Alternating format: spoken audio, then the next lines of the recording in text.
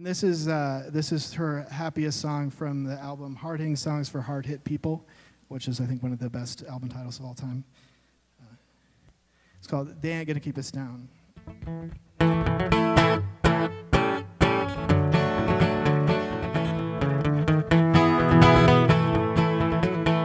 United we stand, divided we fall. For every dime they give us, a battle must be fought. So working people, use your power, the key to liberty. Don't support that Richmond style of luxury. There ain't no way they can ever keep us down, oh no. Ain't no way they can ever keep us down. We won't be bought, we won't be sold, we'll be treated right. Well, that's our goal, and there ain't no way they can ever keep us down. We've been shot, we've been jailed, or it's a sin. Women and little children stood by the man. But we got that union contract that keeps the worker free, and they'll never shoot that union out of me. Never shoot that union out of me, oh no. Never shoot that union out of me. We got that contract in our hands, signed by the blood of honest men, and they'll never shoot that union out of me.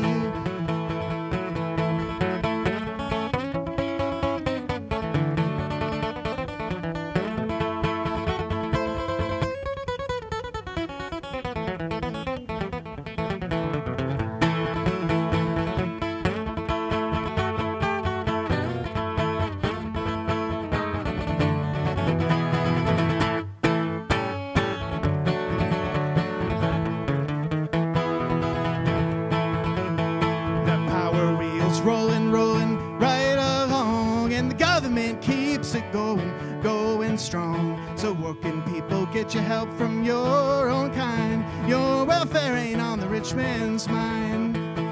Your welfare ain't on the rich man's mind, oh no. Your welfare ain't on the rich man's mind. They want the power in their hands just to keep it out of the workers' hands. Your welfare ain't on that rich man's mind. And they'll never, never, never keep us down, oh no. Never, never, never keep us down. They'll cheat, lie, frame, kill, but we'll stop that big wheel, and there ain't no way they can ever keep us down. Thanks, guys. It's been a pleasure playing for you. I'm so excited to hear what all the,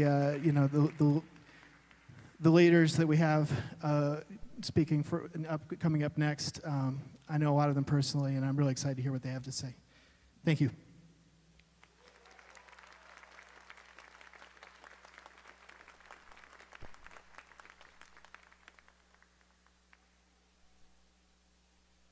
Solidarity. Solidarity. Solidarity. Solidarity. Come on, you're in church now. Solidarity. That's right. Welcome to our International Workers' Day program for Grand Rapids 2026. We have a few thank yous. First, I'd like to start by thanking Fountain Street Church and Reverend Nathan Dannison, right over here, and Cassie Beach, who helped us to organize with the church. Also, Cale Clements and Oscar, the sound guy. We also use Swift Print to print our flyers to do outreach, a good union shop, and next time we'll get the union bug on the flyer. I also want to thank our Grand Rapids May Day Committee, which Ivan and myself are the chairs of. On that committee, we have Jamie Strauss of the Grand Rapids Education Association. Where's Jamie? Somewhere. All right. We have Karsten from he works with the stagehand sometimes. Karsten with the Musicians Union you just heard. We also have Tyler Henderson, who works at GRCC and is in the union over there. Nick Haima with the Industrial Workers of the World. Shout out to Nick. And finally, Tom Niebor of AFSCME, the American Federation of State, County, and Municipal Employees, who you'll hear speak later. Thank you, Tom. I also want to thank my sisters and brothers and kinfolk from the Stagehands Union, over here and over there. Give yourselves a round of applause. On our committee, we have Trey Brockett, Kayla Young, and Jonah Potter. Thank you, guys. All right, so May Day is a historic day around the world where people in almost every major city, and even in small ones like ours, come out and march and rally and hold picnics and festivals to celebrate the workers of the world and the power that we hold in our hands. In places like Cuba, you have hundreds of thousands, if not millions of people marching, including someone from Grand Rapids who's there, Jessica Plickta, who you all saw go viral when the police arrested her for leading a Palestine protest in this city. Yeah. And we've brought this tradition back to Grand Rapids for the last 4 or 5 years, and we're very happy this year to do it inside Fountain Street and have a very important political candidate, Abdul El-Sayed, who's running for U.S. Senate, to join us later.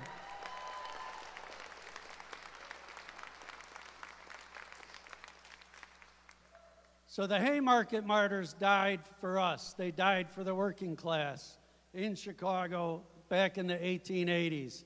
There were factories that were on strike, and the police were sent to bust up those picket lines and those strikes. And there was a rally in downtown Chicago. You've all driven by it. If you've been in Chicago, probably didn't know it. And there's a monument there today. But the police came and busted up a workers' rally. And then the robber barons, the people we call billionaires today, they hung the workers who led that protest and some of the important labor writers of the time. And that's who the labor martyrs, the Haymarket Martyrs, are today. And it's celebrated all over the world. I was once in a union hall in Columbia with 40 other Americans, and when they found out I was from Chicago, they made me get up and speak, just because the Haymarket Martyrs are on the walls of every union hall in that country. That's how important it is to other people around the world, and we're bringing it home to us. The struggle that came out of that was for the 8-hour day, and today we're still fighting for the 8-hour day, either to get enough hours so you don't have to work 2 or 3 jobs, or to not have to work forced overtime. So we need to continue that struggle even today. As you well know, the prices of gas have skyrocketed with Trump's war on Iran. We need to defeat this war of Trump's and shut it down.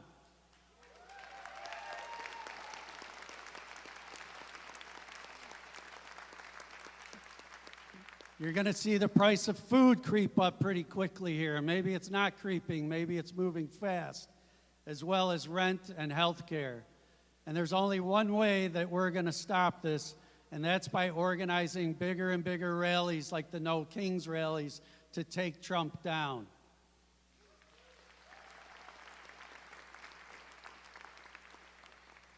We have to build movements. Our solution to making change is to build the labor movement and then join the labor movement as it grows with the other movements that oppressed people face. The movement for immigrant rights, the movement for Black Lives Matter, the environmental movement, the women's liberation movement, the LGBTQ struggle. We have to build a united front of all these forces. Elections are part of this struggle, but the main thing we need to do, the solution I'm advocating, is that we build the labor and people's movements to shut down all the politicians, to take the power into the working people's hands and take it away from the billionaires.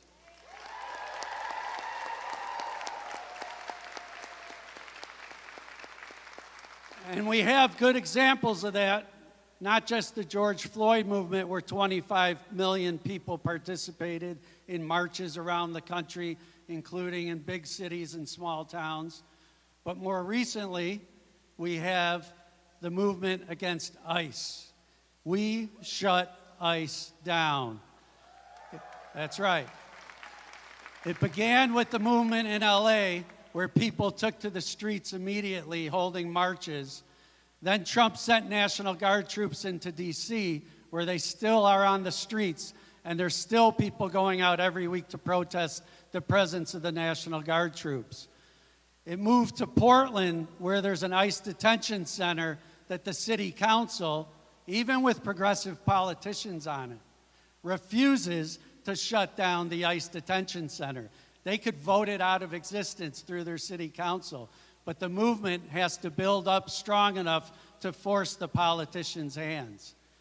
Portland's a progressive place. In some ways, it's a city a lot like Grand Rapids, if you've ever been there. But we need movements that strengthen and grow to shut it down.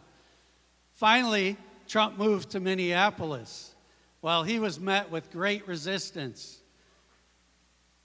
The ICE thugs took to the streets and thought they could push everyone around. They killed Good, and a few weeks later, they executed Preddy on the streets there. There are martyrs for us today in our movement. But when we build the movement to defend immigrants, to stand with immigrants and their families, and we're able, our friends in Minneapolis, our trade union comrades in Minneapolis, mobilized 100,000 people to the streets to shut down ICE. That's how we win.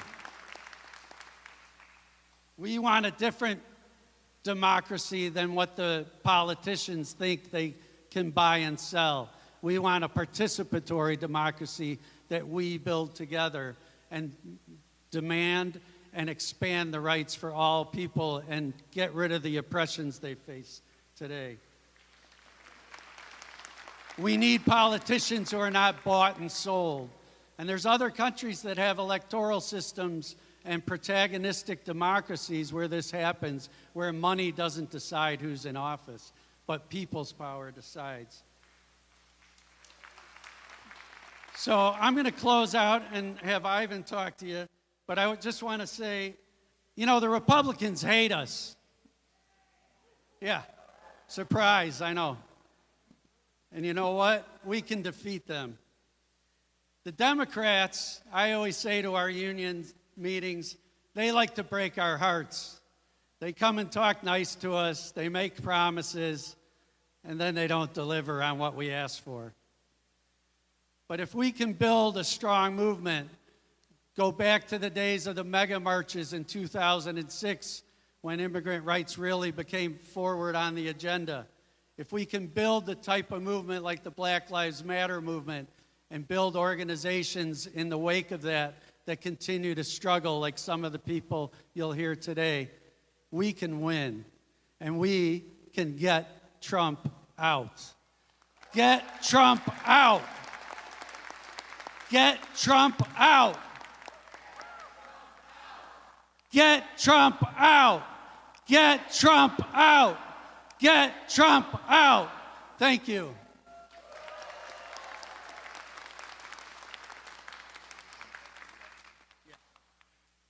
Good evening, everyone. Thank you so much for being here. My name is Ivan Diaz. As Tom mentioned, I'm running for Michigan's 29th State Senate District, and I'm a former Kent County Commissioner, but I'm not going to talk to you all about my political campaign. Today, this weekend, is May Day, and we're here specifically for workers and immigrants' rights. A couple of years ago, I was working for the largest credit union in the States. I'm not going to mention the name, but you probably know which one it is.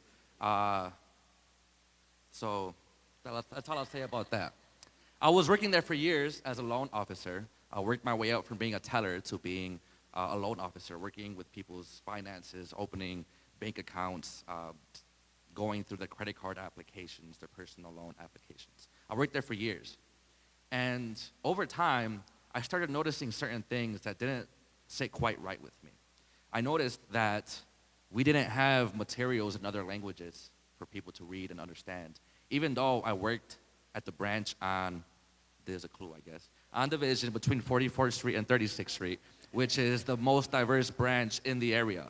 I noticed that those of us who were bilingual or multilingual weren't paid for those skills. We were pulled away from our daily job duties so that we could interpret for other departments like mortgages and investments. things that, frankly, we had no business doing because we weren't trained in those materials. And over time, I brought those concerns to my colleagues, and everybody pretty much felt the same way, that we were underpaid, that we were deemed essential workers during the pandemic, but yet we weren't treated like essential employees by our employer. And eventually, we kept pushing management to try and address some of these things. It got to the point, though, where one day, our district manager came into my office, closed the door, and sat down, and essentially said to me, I agree with you. I agree with your concerns. I've brought it up to the people above me, but frankly, it's out of my hands. There's nothing else I can do. And so I said, okay, thank you. And the very next day, I'm pretty sure that very evening, I contacted my colleagues and I said, the district manager said that there's nothing else that she can do. I think it's time that we unionize and fight for our rights. And so that's exactly what we did. At the end of 2022, myself and our small team, there was about 13 of us, we publicly said that we were going to be unionizing, creating, this is, I guess, another hint, the LMCUWA, and unionizing with the CWA. And so we had a vote. The vote passed in early January of 2023. So we did create the union successfully. And about a month later, the first credit union, labor union in our country's history, by the way. Right here in Grand Rapids. Right here in Grand Rapids. And about a month or so after we won that vote, our assistant manager got fired. And she was told, and this was somebody who I had known since middle school, so I knew her pretty well. And she said that she had been fired because her values no longer aligned with the company's values. About a week or so after that, I was fired. And I was told that I was fired because I had violated policy. Now, in case you didn't know, many of our laws are severely not modernized. They were passed decades, generations, even centuries ago. And that's the same thing when it comes to national labor law. If you win a union, that's great. But if you don't have a signed contract within a year, the employer can force what's called a decertification vote, where they force another vote to get rid of the union. And that's exactly what happened. The employer forced another vote, and it was tied. It was 5-5. But because we didn't have a majority, that meant that the union lost. And my 5 coworkers who all voted to keep the union quit that very same day. This is just one story among many. I'm sure probably everybody in this room can stand up and tell us stories about the things that they've experienced in their workplaces, how their rights have been violated, maybe feeling too scared to fight back or to stand up for their own rights. And that's exactly the society that we live in today, where our politicians are bought off by corporations, where people have to create GoFundMe accounts to get the health care that they deserve, that they already paid for, where 10 years ago, when I graduated from high school, a certain Bernie Sanders was talking about a $15 minimum wage, and we still don't have a $15 minimum wage today. I don't know about you all, but I don't want to be standing here in another decade and still talking about how we have people dying on the streets because they didn't get the health care that they deserve.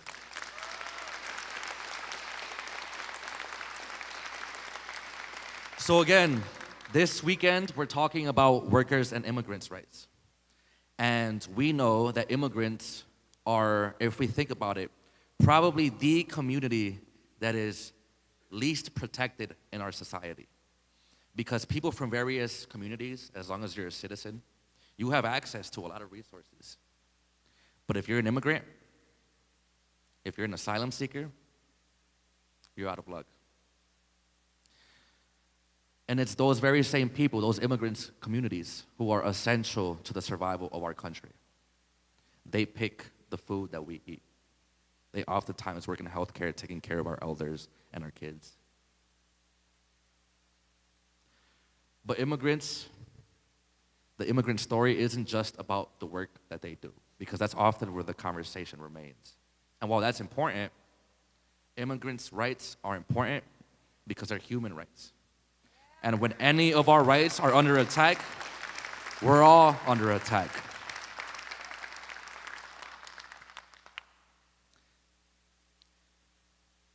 Eight years ago, when we were getting ready to elect our next governor, this is after the political establishment stole the election from Bernie Sanders in 2016. And if you're curious about why that is or how that happened, come find me afterward and I'll explain how that happened. We learned about another man from right here in Michigan who was running for office. His name was Abdul El-Sayed. And Abdul El-Sayed was running on raising wages and on universal health care and on fighting back against the political establishment and the machine back then. And he didn't win, he came in second place. But he showed us that when you stick by your values, when you fight for what's right, you may not win the first time, and you may not win the second time. But if you keep at it, and if you keep talking to people like yourselves and bringing them into rooms like this, the possibility of us winning increases every single time.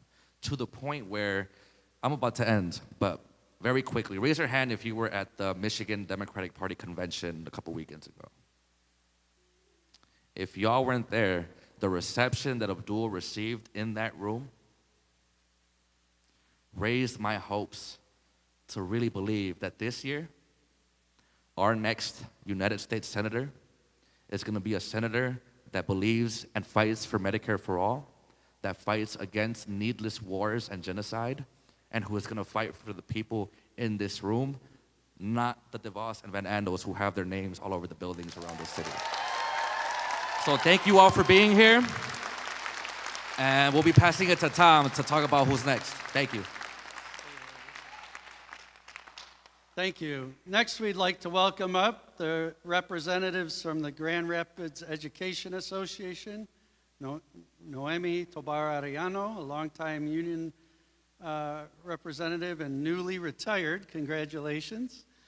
Also, Lucas Southwell, who's a rep, and Caitlin Homewood, special education representative. Come on out.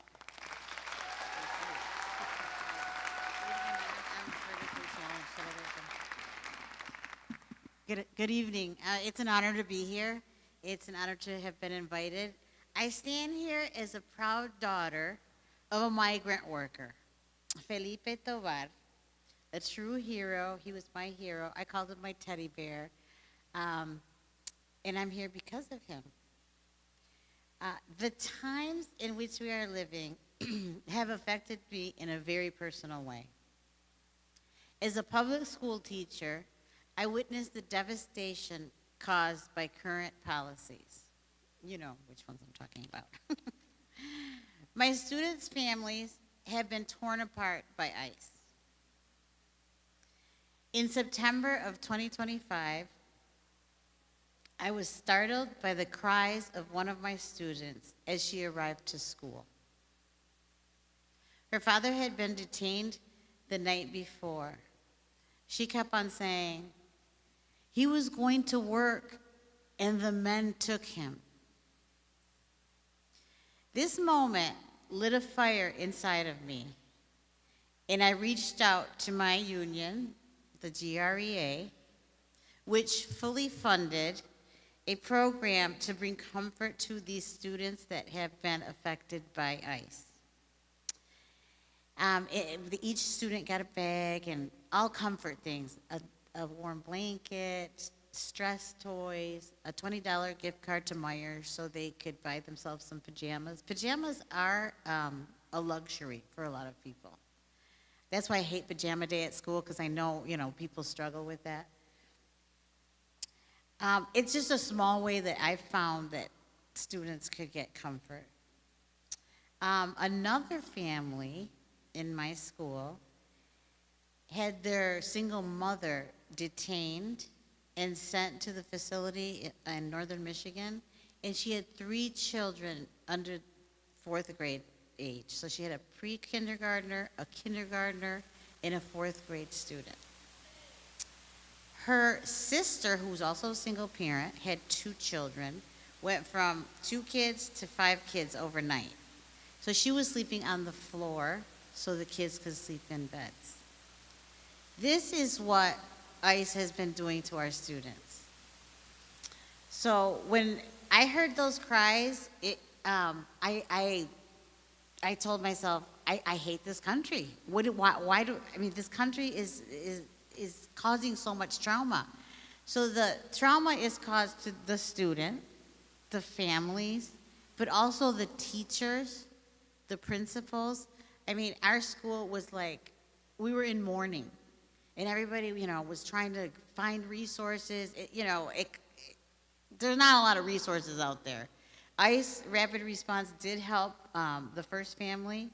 They self-deported, and their brilliant children had to leave Grand Rapids Public Schools. And I like to say that Abdul, he was the kind of kid that would count ants at recess instead of playing soccer. He would sing at recess time.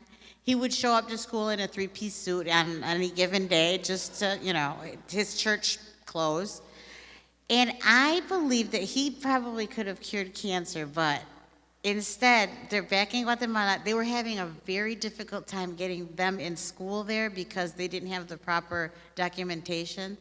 So his parents fled the country for many reasons, and they had to go to a country they had never been to. I get goosebumps when I think about how they're doing. I'll leave you with this. All of us can help in some way. The easiest way to do it is to mentor someone in your neighborhood, at your church. If you see somebody asking for money for a family, the need is very real. In my 32 years of teaching in Grand Rapids Public Schools, last year was by far the hardest. And I think we all could help. So thank you. Have a nice evening.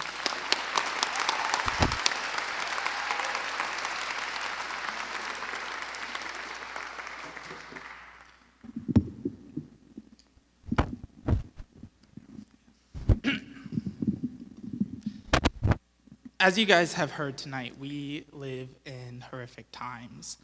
Times when children are indiscriminately bombed and killed, times when people are shot in the streets for fighting for the rights of others, times when, as you've heard, me and my colleagues have to console crying children because their families have been unjustly and cruelly torn apart and destroyed. I'm an English teacher. I use literature to help my students learn about and understand the world. My favorite series is Lord of the Rings. I think of a quote from that book where Frodo, the protagonist, is dealing with trying to overcome the responsibility he feels to fight the tyranny going on. And he says, "I wish it need not have happened in my time," said Frodo. "So do I," said Gandalf, "and so do all who live to see such times. But that is not for them to decide. All we have to decide is what to do with the time that is given us." And as we go out there today and think about what we have to do in the time that's been given us, I do want to remind everyone we live in horrific times, but we do not live in unprecedented times. This has been a centuries-long struggle. Our comrades in the past were fighting. We will keep fighting. Our comrades in the future will continue the fight for us. I think of the history of my own country. I am American. I'm also Brazilian. We suffered a military dictatorship from the 60s into the 80s, supported and funded by the CIA through Operation Condor. The discrimination of the US government against our Latino brothers and sisters does not simply stop at our borders. It is global. And I think of all of the strikes and the agitation and work put in by the unions in the 70s into the 80s to force that military dictatorship to shut down and bring about democracy in Brazil in 1985. I think about that now, especially as a member of the GREA, and the importance and responsibility we have. It was a union fight then, it is the union's fight now, because unions fight for workers, and workers includes all of us. That's migrant workers, that's black workers, that's queer workers, that is women workers, that is every single person who makes our community so absolutely great and keeps everything running and keeps us safe and fed and clothed and a roof over our heads.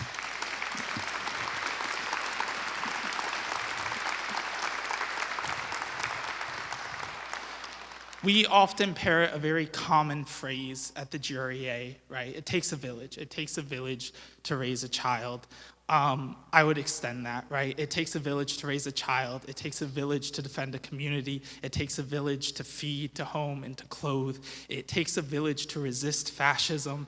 It will take a village to get Trump out. It will take a village to save our communities. So please go out, be a member of your village, join your village, fight for your village. Thank you.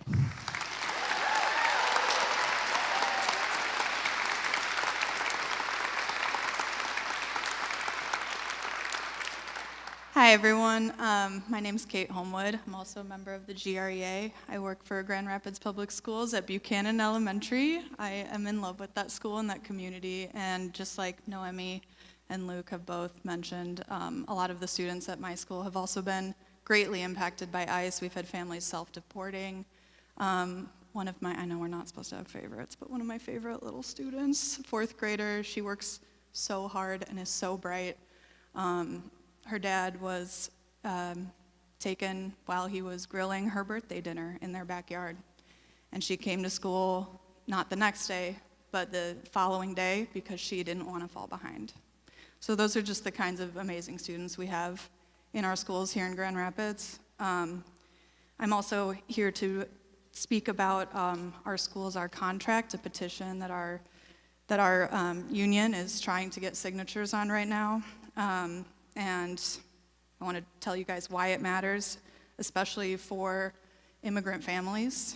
So at first glance, this petition is just procedural, right? Contract negotiations, who's at the table, how decisions are made, and whether the process is transparent or not.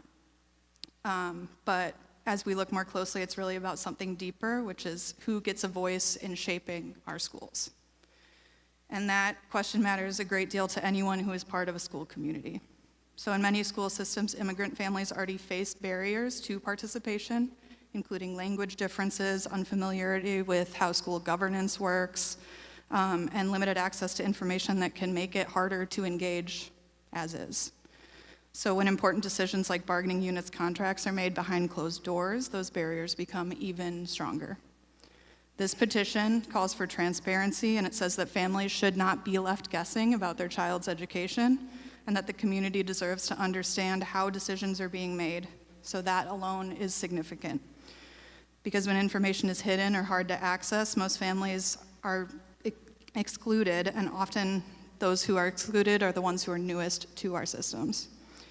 Transparency is not just about openness, it's also about access. This petition calls for negotiations to be led by people who actually know our schools and our students and our communities and the challenges that they face, not by outside lawyers who we pay almost $80,000 to kick the can down the road and take money away from the people who we're all here for, which is our students. And then there's the idea of community voice. This petition frames contract negotiations as something that should not involve just the administrators, but families and the broader community. And that's a very powerful shift that is long overdue in Grand Rapids Public Schools. For our immigrant families, being recognized as part of the community is not a small thing. It means that their experiences and their concerns and their priorities belong in the conversation.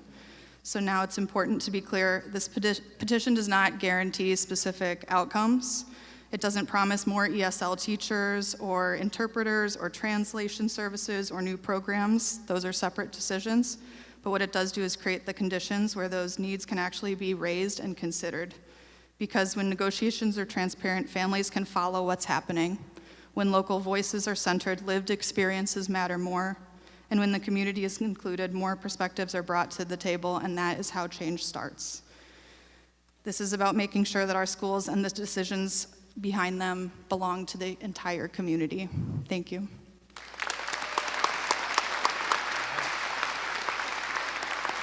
Thank you to the Grand Rapids Education Association. They're building power. They're coming back fighting strong. All right, y'all, we're gonna do a very quick chant and call back. I think y'all know this one. When immigrant rights are under attack, what do we do? Stand up, fight back. When workers' rights are under attack, what do we do? Stand up, fight back. When human rights are under attack, what do we do? Stand up, fight back. Thanks, everyone.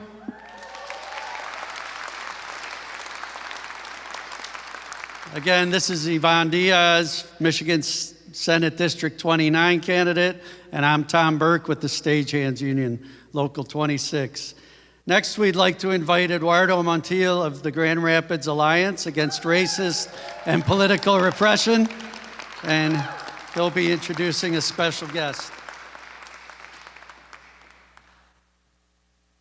Hello, everyone. My name is Eduardo Montiel, and I'm the co-chair of the Grand Rapids Alliance Against Racist and Political Repression. I know that's a mouthful. I didn't get to pick the name, but we'll work with it. So I'm also the son of immigrants, which means that I grew up with identity issues. Growing up in America, I was never really accepted by the Americans, but I also didn't really fit in with Mexicans from Mexico. So I ended up culturally bilingual, but socially lost.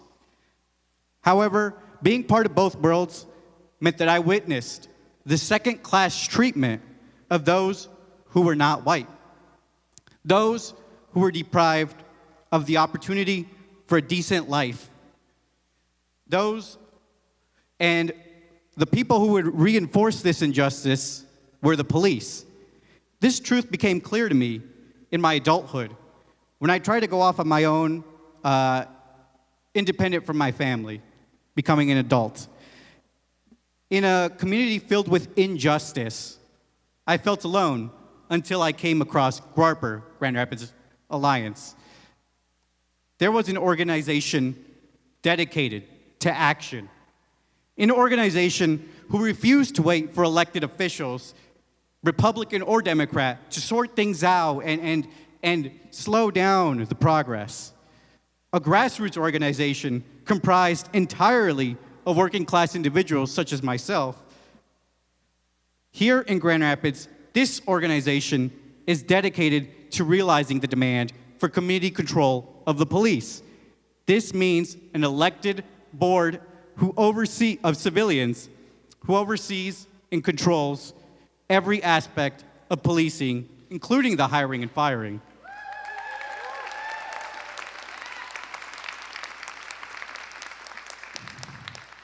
So the engine that makes this whole organization run is the families that we work with.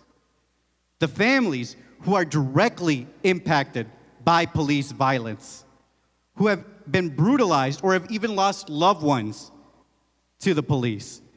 Today, I'd like to welcome one of those families in particular.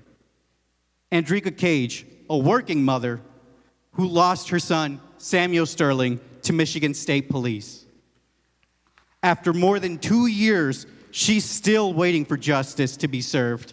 But every day she gets up and fights for her son. So please welcome Andrika Cage.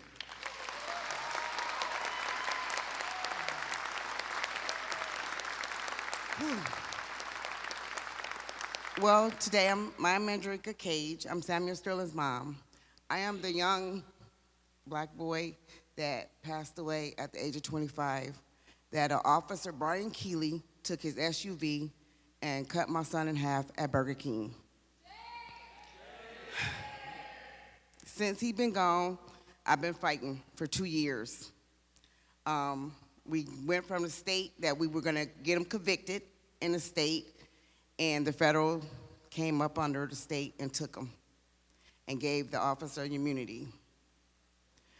So now we back fighting with an appeal to fight and go back to state. Samuel is just not just a person. He's also my son. He was a father. He was a brother. He was a nephew. He was a cousin, and he was a good friend to everybody. The day I got that phone call that my son was taken from me, I had to go to the hospital and see my son split in two. And the only thing I seen was a bar trying to hold them together. And no mother should have to go through this. And because I see my son in two, I'm fighting, and I'm gonna fight to the end, to my last breath. That was my baby. That was the last of four. It's hard to stand up here to tell everybody over and over again about my baby.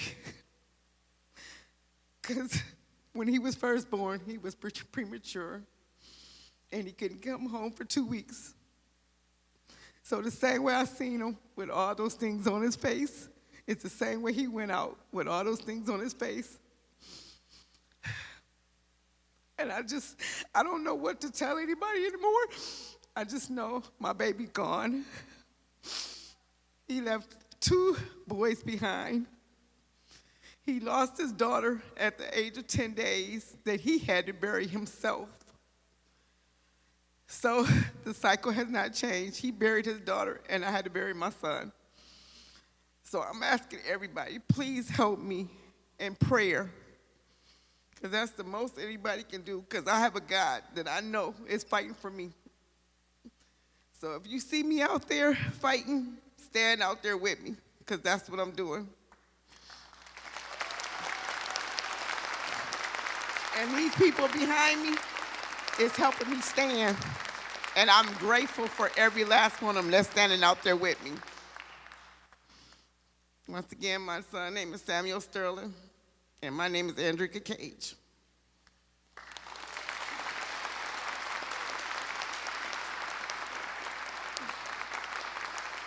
No justice! No peace! No justice! No peace! No justice! No peace!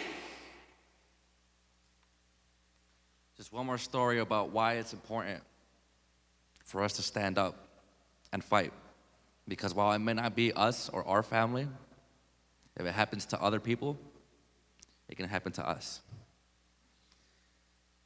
Next, we're going to hear from Tom Niebuhr of the IWW and AFSCME 435 Public Employees Chapter Chair. Please give him a nice welcome.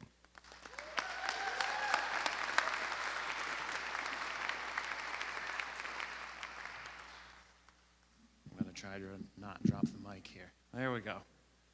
Hello, my name is Tom Niebuhr. I am the chapter chair of AFSCME Local 43501 and a member of the Industrial Workers of the World. And I've been trying to find the answer to one question for the last 10 years. How do we fight back? How do we fight that thing that murders our children? How do we fight the institutions of money and power that run this nation and makes things as they are? How do we fight that which can take without asking? And through much trial and error, luck, a political mass movement led by Midwestern women, and an extreme amount of assistance from my peers, I have found an answer. Unions. Institutions that are made up of us workers for the sole purpose of protecting our collective interest. The rich have banks, political action committees, and LLCs. We have unions. Here's that union story. I work as a health inspector for the Ottawa County Department of Public Health. During the COVID epidemic, we maintained a mask mandate for students in schools to protect the public health of the people of West Michigan, while a vaccine was still in the works for children. This was a very unpopular opinion with some people. During this time, one of my jobs was to call back community members that had left voicemail messages on the county COVID helpline. As you might imagine, there were some tense phone calls. This tension led to the rise of a right-wing political action group called Ottawa Impact. The main goal of Ottawa Impact was to take control of the county government and shape it according to Trumpist policies. One of these policies was to defund the health department. and we were not unionized yet. They fired the DEI team first. It was like the first month they were in office, a board of all-white commissioners fired the diversity, equity, and inclusion team. History doesn't repeat itself, but it sure does rhyme. They went after the head of the health department next, but they were unsuccessful at that. There's a law in Michigan that protects health officers of health departments from being fired without cause because the Flint water crisis would have been prevented if this law had been active at the time. This gave us time. There were no mass firings because the health officer was pulling focus, so we got together. My coworkers and I talked amongst ourselves, gathered enough of us to vote on a union, signed union cards, and then successfully voted for a union to bargain with. We are now Local 435 of the American Federation of State, County, and Municipal Employees. Go AFSCME.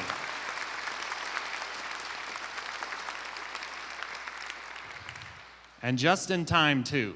This froze our wages so that when the budgets came up and Ottawa Impact tried to defund the health department, we were able to begin bargaining without losing anything in the meantime. So they tried to kill the union in its infancy. One of the most important things in any contract is binding arbitration. This part of a contract basically protects people from unethical firings. We argue with the county for 6 months of negotiations on this one issue because they don't want that in the contract. While this was happening, they gave all non-union employees at the health department a raise and a week's additional vacation. This is union busting 101. Offer concessions to the employees of the place that's unionizing that they'd never give if there wasn't a union unionizing. But we held the course, and we got a 2-year contract with binding arbitration, a 10% raise, and a week's additional vacation. And we got this because we had a professional contract negotiator from AFSCME that kicked ass and took names in those meetings.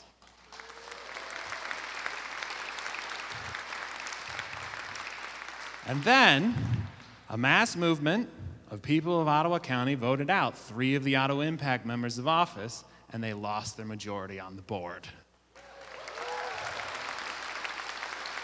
Now, I'd like to say that's where it ended, but as things go, it's never as easy as you think it's gonna be. We're in the middle of another union story now. We're getting close to negotiations this year, and it's gonna be a tough one. There's a mess of a wage study, ignored emails, board meetings, bilingual employees not being paid for interpreting on their other work time. History rhymes. But I've learned a lot, and I've held a lot of signs in the last few years that have said a lot of different things. Most of these things haven't come true yet, but the words on the signs we held at the union pickets are now in the union contract, and the employer has to abide by them. Unions bring power to the workers, and workers need to bring power to the unions. And there's much work to be done yet. Solidarity!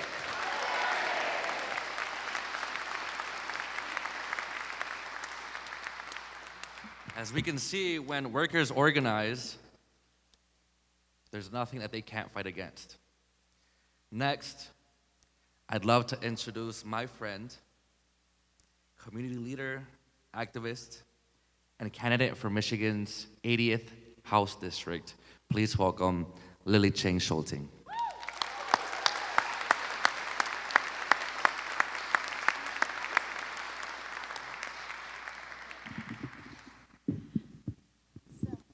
I don't like to be attached. So, yeah, I am Lily Chang Schulting, and I'm running for state representative in Michigan House District 80. And I want to ask you a question first. How many of you are angry or are you tired, not just of Trump, of fascism, of oligarchy, even local oligarchy? How many of you are tired of the racist targeting of our neighbors? Yeah? Yeah. So, thank you. And to that I say that in my district race, House District 80, that I am Trump's worst nightmare. Yeah. I'm actually an immigrant woman of color. I don't know if I need to add that part, but yeah. And I have been a long-time proven activist and community organizer for over a decade in this community. And a lot of people know me for my work as a community organizer, a change maker essentially, because it is so rare to lead a grassroots movement and actually win with real major systemic change. And we did that. In 2018, I led this movement, a disability rights movement, when special education schools were being downsized. And we won within the month after we went public, and all the 21 superintendents had to have an emergency meeting by the end of the month. And as a result, there was an independent investigation. There was all the special ed schools got the management changed from one of the local school districts to all of Kent County, which then provided better funding, better management, and that's what we want. We want real change.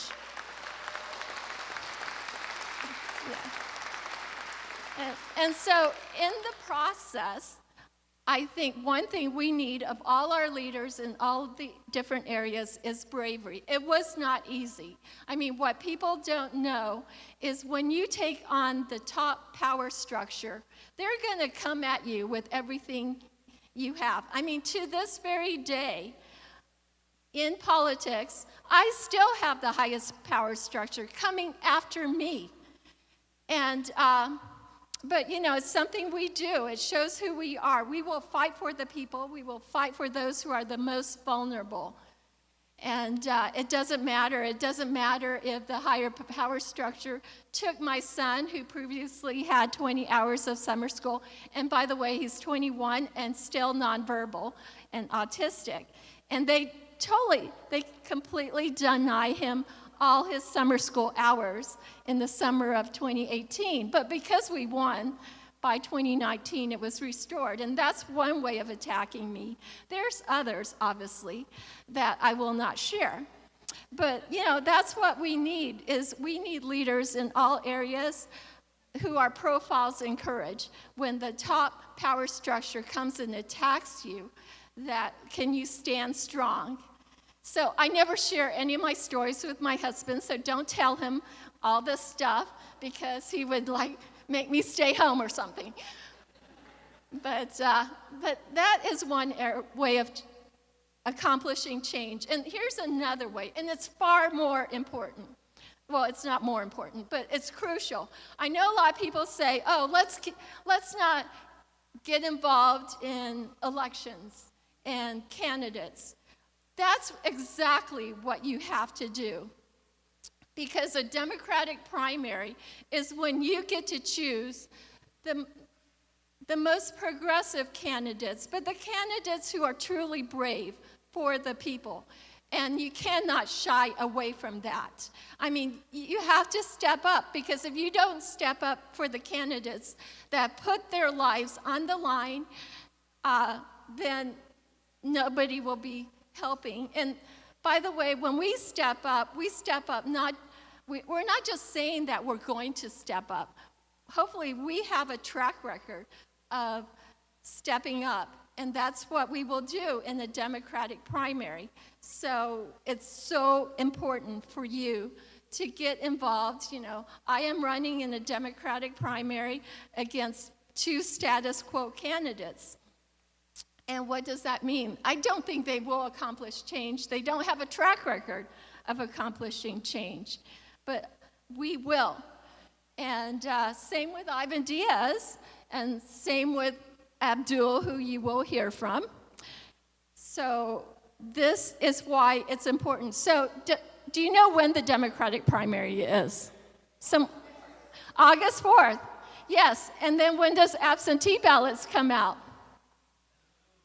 End of June, yes. So I hope that you will get involved. You will tell all your friends who live in these districts to vote absentee or by August 4th.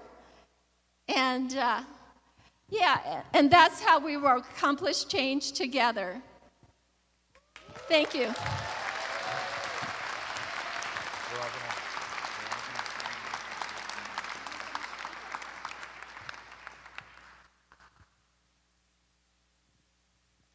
I'd like to now ask all the speakers to come and join us.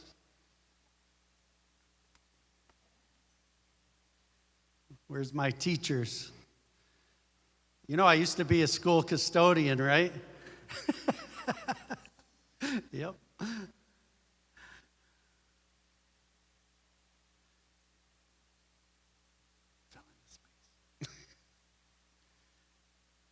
All right, so our next speaker is going to be my friend and comrade from IATSE Local 26, Josh Roskamp.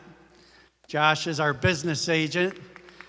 He's one terrific negotiator, so if you ever need to get something out of him, you better be prepared.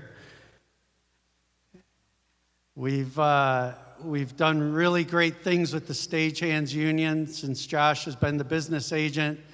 We got contracts that had a 15% and 4% and 4% raise. I've never seen anyone else do that. We've gotten to know all of you, all of our other brothers and sisters and kinfolk from the social movements and from the labor unions in this city. And we've met with many of the politicians to try to negotiate with them. So I thought it was really important to have Josh welcome Abdul. So please welcome Josh. Thank you. Thank you so much, Tom. Good evening, everyone. My name is Josh Roskamp. I am here as the business agent for IATSE Local 26 and representing many facets of organized labor.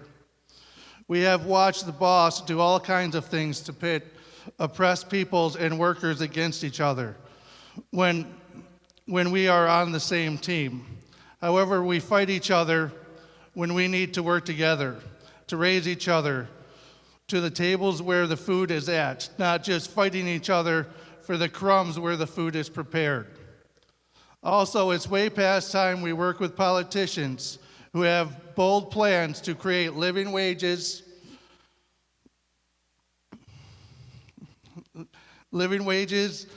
and understand that no one needs to live in poverty. Politicians who recognize it takes us all to create a productive society. Politicians who have seen the politicians go along to get along and recognize that doesn't work anymore. They need to be here for everybody, not just their designated donors. It's time all labor everywhere work with all oppressed nationalities to win the numbers game. It's time we prove we care for our neighbors more than celebrity. I want to leave you with some additions to a famous quote, which a few people have already brought up today. It takes a village to raise a child. Well, it's past time we recognize it takes us all to balance the world. And we lift our neighbors, and they will lift theirs, and so on. Before long, we can all stand tall together. These are akin to so many of the beliefs we at Local 26 share with Abdul El-Sayed. That is why I'm proud to announce here we have endorsed him, and we are all happy to welcome Abdul El-Sayed to the microphone.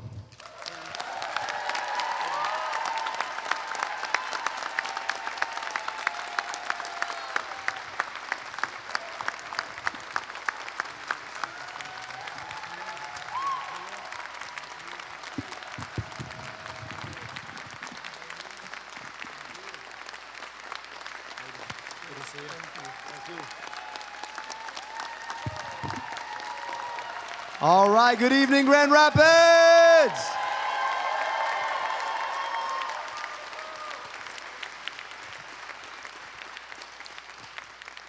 All right, friends, let's remind them what we want. We want money out of?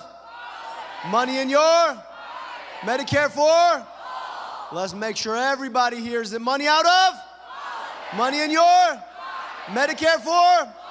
All right, well, I must be in Grand Rapids, Fountain Street Church. Y'all, happy May Day.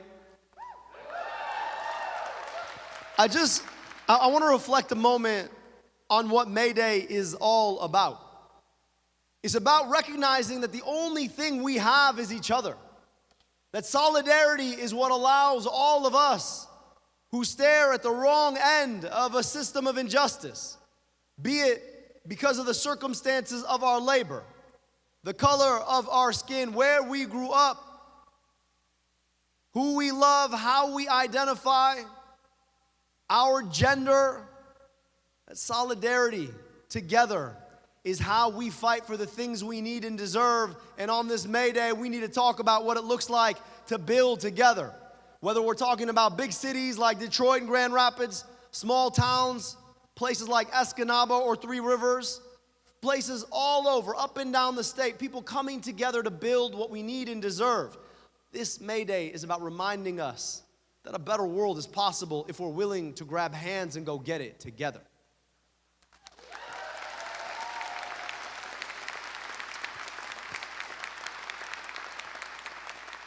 Now, my name is Abdul El-Sayed. It's actually Abdurrahman Muhammad El-Sayed. There's a lot of throat in that name if you haven't heard. They tell me I'm not supposed to run for office. My name is too long. It is too foreign. The color of my skin is too dark. My family comes from the wrong place, and apparently I pray the wrong way. But when they tell me that, I remind them that this movement is not about me, not about my name, not about where my family comes from, not about how I pray. This movement is about you. When you run for office, people like to pick you apart and dissect you, splay you out on a table and figure out what you're made of. And sometimes the cuts hurt. But the thing about it is, while everybody is looking at me, I want to tell you what I see. Because night in and night out, day in and day out, I get to travel up and down this incredible state. I get to go all over and meet folks from all kinds of walks of life. I get to see you. I get to watch you and hear you and understand you and recognize what it is that brings you out today, but also brings you to each other.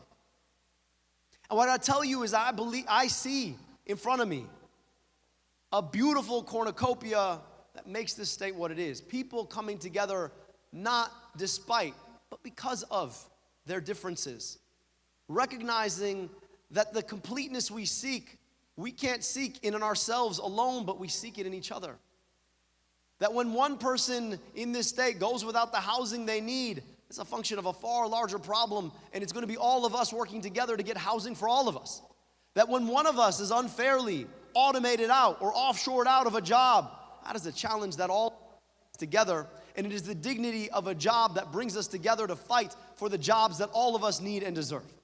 That when one person can't see a doctor when they get sick, in fact, it's a function of a healthcare system that we've allowed to get built for the richest and most powerful. CEOs making $18 million a year while the rest of us have to pay, $4,000, $5,000 in a deductible just to get the healthcare we thought we paid for every single paycheck already.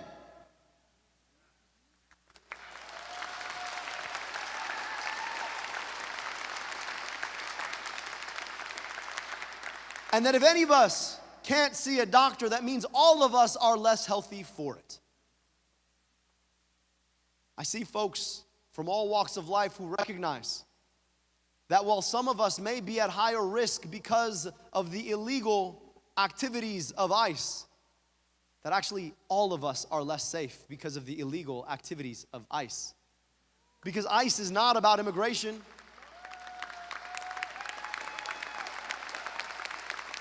ICE is not about the southern border. ICE is about the government weaponizing itself against its own constraints and the rule of law. ICE is about normalizing the use of government thugs on your streets so that you stop paying attention to what it is they're trying to stop you from doing. ICE is not about keeping us safe. ICE is about keeping the people in power safe from the people.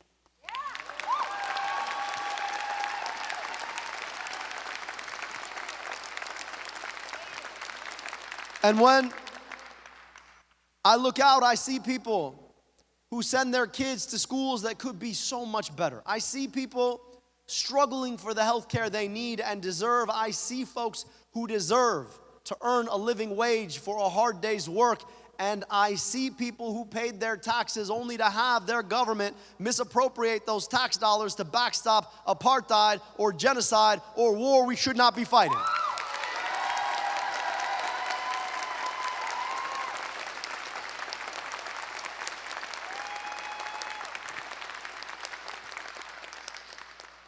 And I see people who recognize that none of these problems are insurmountable. That in fact, all of these problems are solvable. And that we have the solution already in and amongst us in each other. If only we had the courage to grasp it.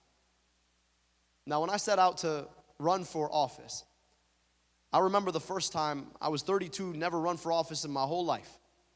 I had no clue what I was doing. I had some bad advice from a former president at my college graduation telling me I should run for office. I took it a little too seriously. I said, you know, I'm gonna go big or go home. I went big, and then I went home. But across that campaign, we built a community. I saw what was possible when you can build a bridge between people who've been told that they are one another's problem. Because it turns out that if you go to poor or working or retired people in places like Flint or Benton Harbor or Detroit, or poor or working or retired people in places like Marquette or Munising, they say the same things. They even use the same language. It just shouldn't be this hard. It shouldn't be this hard to afford a second bag of groceries. It shouldn't be this hard to pay my rent or my mortgage. It should not be this hard to see a doctor in the richest, most powerful country in the whole world. It shouldn't be this hard to pay my taxes and believe that that money is going to be used on me rather than against them. It shouldn't be this hard. And it was a wild thing. For a year and a half, I traveled up and down the state hearing the same things from people who'd been told by their politicians that the reason they didn't have was because of somebody else somewhere else in the state. You go to a place like Detroit, and folks up north will point, well, the reason we don't have is because of those folks in Detroit. Folks in the cities tell you, well, the reason we don't have is because of those folks up north. And it turns out the reason none of us have is because of folks in Lansing and D.C.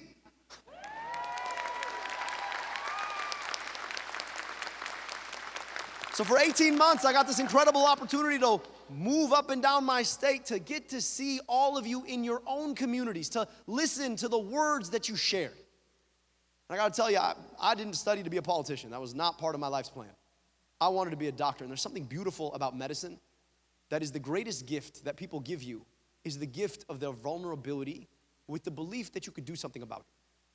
And the best part about being a doctor is that for a moment you get to be that person that somebody shares something with that they might not tell anyone else. And they trust you to be able to make it better. And your job is to bring empathy, a listening ear, and the truth. And to work with them around what we can do to forge purpose out of their pain. And in politics, at best, that's what I get the opportunity to do. So many of you all over the state have given me the gift of sharing your experiences with me. And I carry that gift as a burden with the idea that you don't tell me this because you want to tell me about it. You tell me this because you hope maybe I can do something about it. That is a huge burden. But it's a burden that we carry together. And for 18 months, I got to do this, and then the race ended. For 8 years, I was not involved in politics. I went back to public health, did other things with my life, but I knew that if we had the opportunity to do it again, we were going to do it bigger, we were going to do it bolder, and we were going to lead with the honesty and integrity that was the hallmark of that 2018 campaign, and that this time around we were going to build a big enough movement that would not only take us to victory, but would ignite something that would allow us to sow our victory into public policy in this country.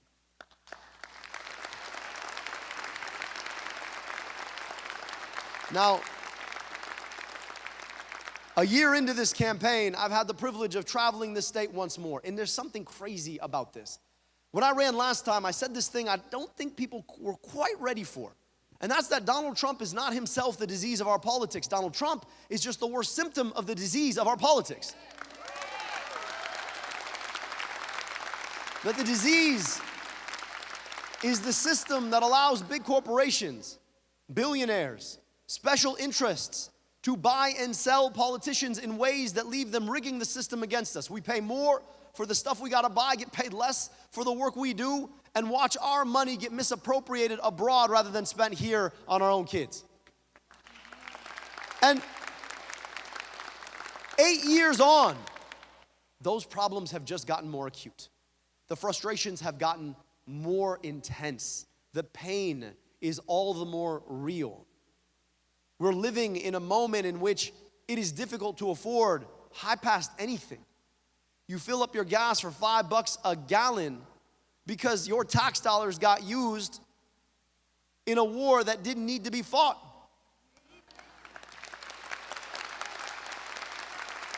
For 8 years, we have failed to build the housing that we need, and what's worse is we've allowed big corporations and big tech to speculate on the housing we should be able to afford.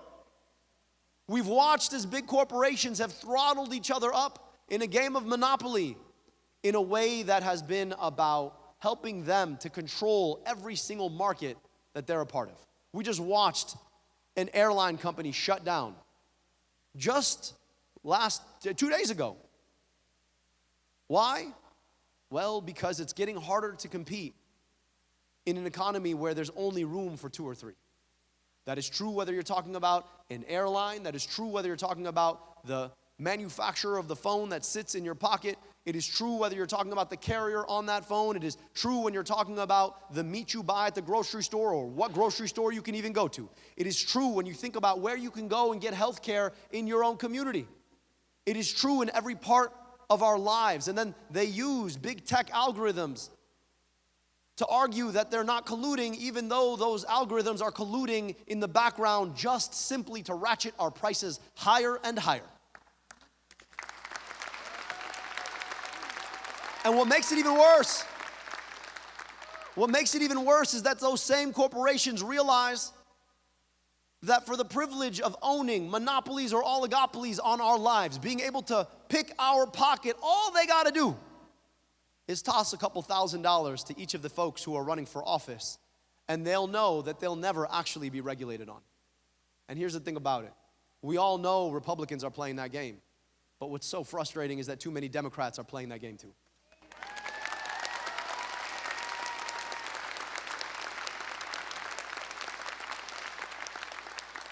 And then we wonder, where are the politicians with the bold ideas? Well, it turns out there are no bold ideas when a corporation buys your voice box and tells you you can't have bold ideas because it might mean that that bold idea comes at the cost of their bottom line. I know I'm in a church, so I'm going to choose my language sparingly. But F your bottom line. F your bottom line if it means people can't have health care.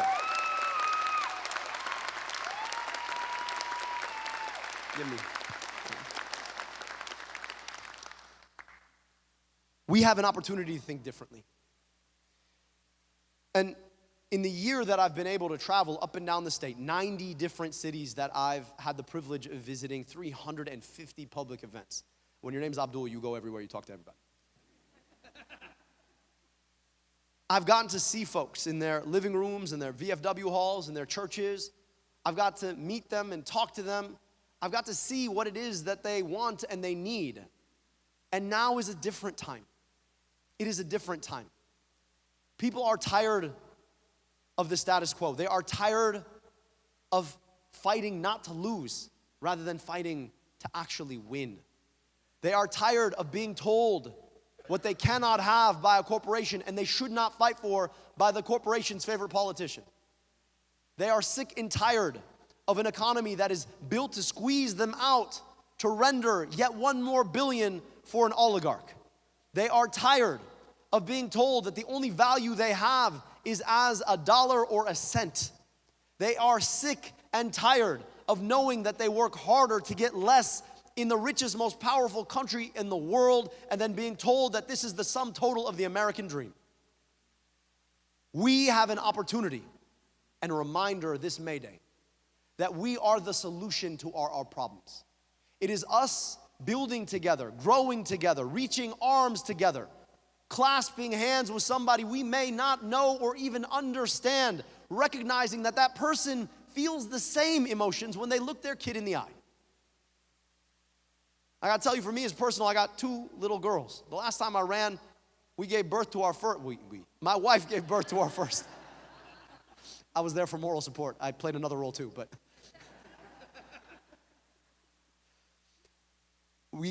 She gave birth to our first baby girl. And I was not ready to become a dad. There are all kinds of emotions that you get the first time you look your flesh and blood in the eye. And coming out of that campaign, we now have 2 little girls. They're 8 and 3. And I think a lot about the world they're growing up in. My 3-year-old is blissfully ignorant to what I do every day. Honestly, it's the best. She's the one person in my life who doesn't ask me about the race. But don't we all want our children to have the privilege of being blissfully ignorant?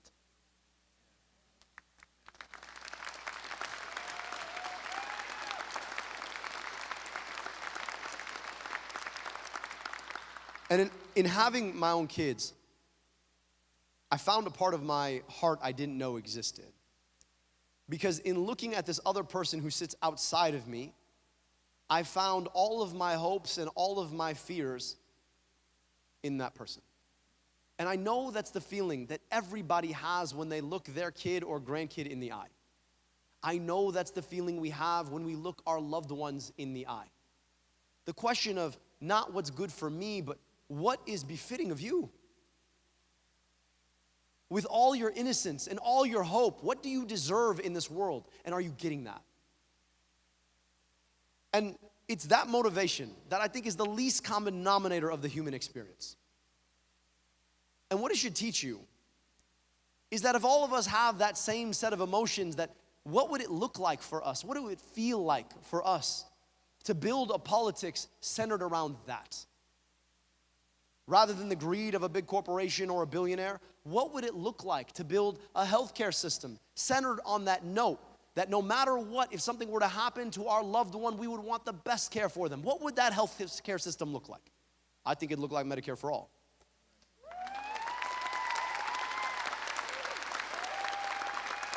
What would it look like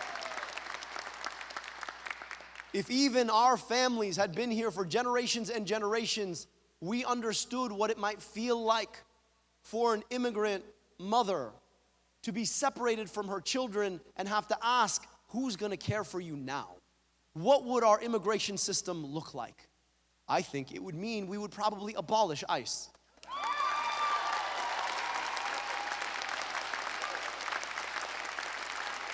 What would it mean for us to recognize that those little girls who died at the edge of an American bomb at a girls' school in Iran, that those little girls looked at their parents when they left for school with the same exact set of emotions that my daughters look at me and I look at them? What would it mean for us to dignify that human experience the same way we dignify ours? Maybe it would mean that rather than being told by weapons manufacturers or AIPAC that the best use of our tax dollars is to backstop a foreign government, maybe it would mean that we'd spend that money here, dignifying our kids here, investing in their schools here and their healthcare here.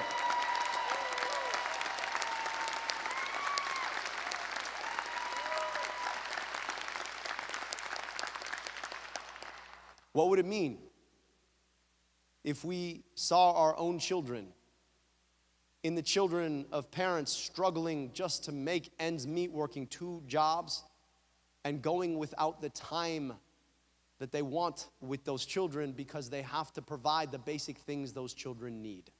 Maybe we would build an economy centered around people rather than corporations, an economy that gave every single worker in every single sector access to a union. Maybe we would build an economy where corporations didn't get to dictate the terms of engagement, but instead the people dictated the terms of engagement.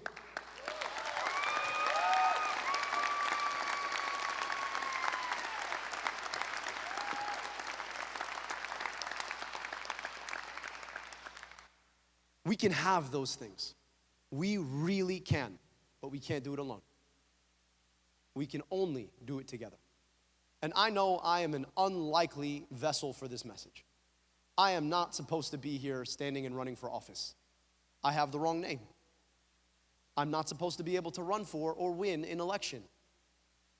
I understand all of that. But I also understand that maybe by virtue of being someone who's been told again and again and again how I do not belong, been thrown under the bus, that I've spent enough time with all the people under the bus with me, realizing that it's a lot better to be on the bus than under the bus. And this campaign is not about me. This campaign is about you.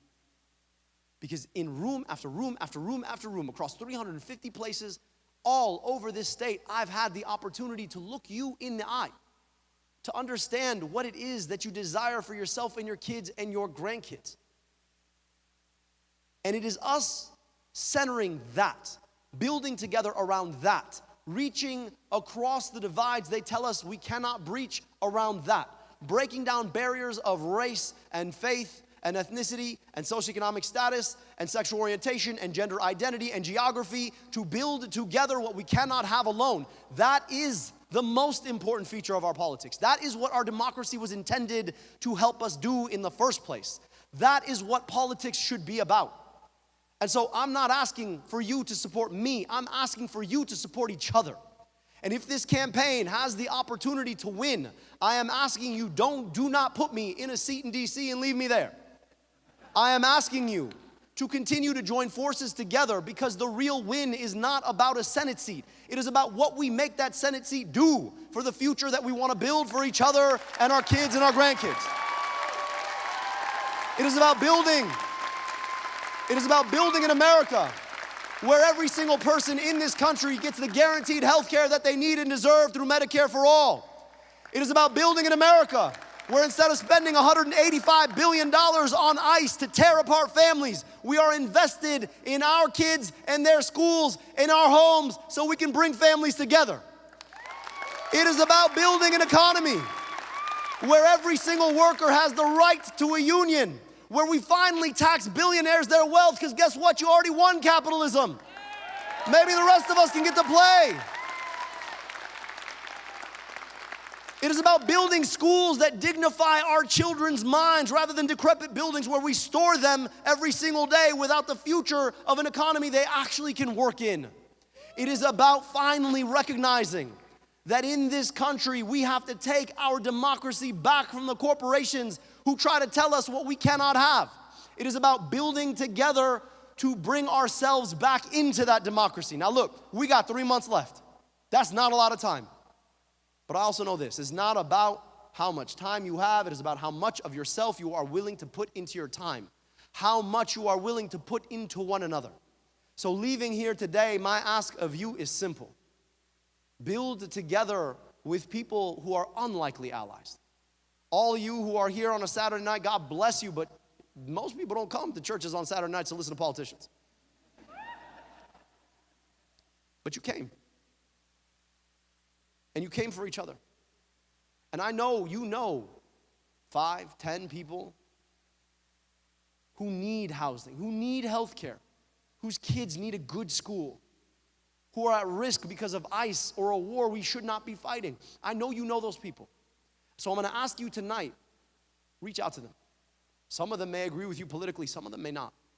But reach out to them because you share that foundational humanity. I don't care how you voted in 2024. You get that same feeling when you look your kids in the eye.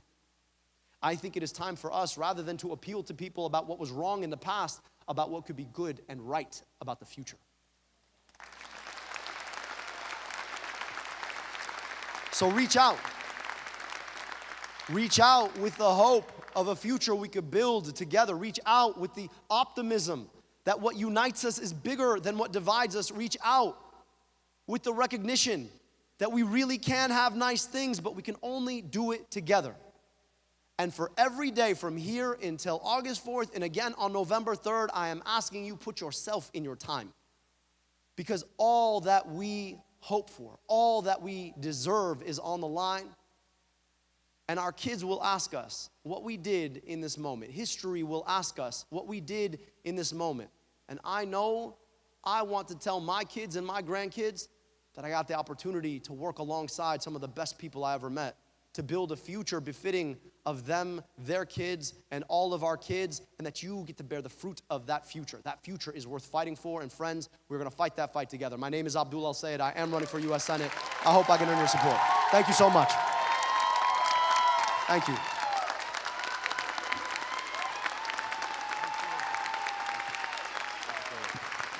Thank you so much. Thank you. Victory with Abdul. Victory with Abdul. Victory with Abdul. Victory with Abdul. Victory with Abdul. Victory with Abdul. Victory with Abdul. Victory with Abdul. Victory with Abdul. Victory with Abdul. Victory with Abdul.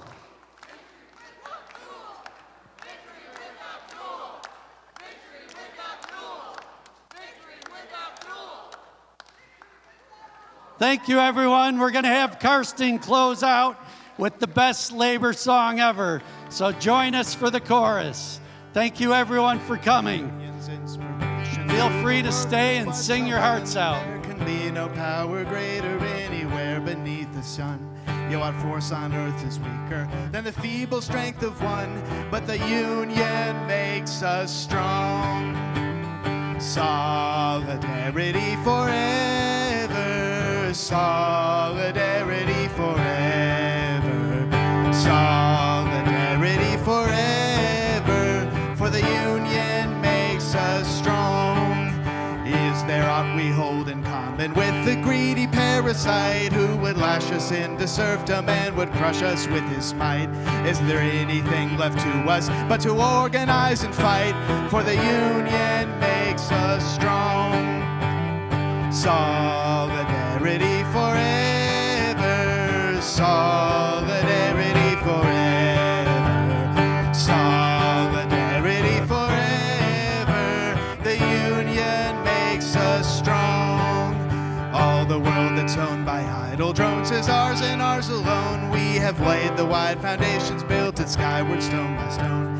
It is ours not to slave in, but to master and to own. For the union makes us strong. Solidarity forever. Solidarity forever. Solidarity forever. The union makes us strong. They have taken until trillions that they never toiled to earn, but without our brain and muscle, not a single will return. We can break their haughty power, gain our freedom when we learn that the union makes us strong. Solidarity forever. Solidarity forever. Solidarity forever. The union makes us strong. In our hands is placed the power greater than their hoarded gold, greater than the might of armies magnified 1,000-fold. We can bring to birth a new world from the ashes of the old. The union makes